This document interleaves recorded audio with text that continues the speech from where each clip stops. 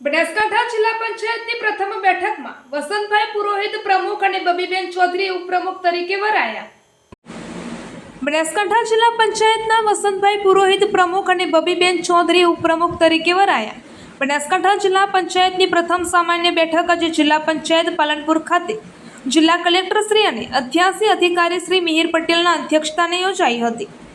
જિલ્લા પંચાયતના પ્રમુખ પદ માટે યોજાયેલી વરણી પ્રક્રિયામાં ચૂંટાયેલા સભ્યોએ ભાગ લીધો હતો, જેમાં હાથ ઊંચા કરીને કરવામાં આવેલા સમર્થનમાં સૌથી વધુ સભ્યોનો ટેકો વસંતભાઈ પુરોહિતને મળતા તેઓ પ્રમુખ પદે વરાયા હતા, જ્યારે ઉપપ્રમુખ તરીકે બબીબેન ચૌધરીની વરણી કરવામાં આવી હતી. આ પ્રસંગે જિલ્લા વિકાસ અધિકારી શ્રી એમ.જે. દવે સહિત ચૂંટાયેલા જિલ્લા પંચાયતના સભ્યો ઉપસ્થિત રહ્યા હતા.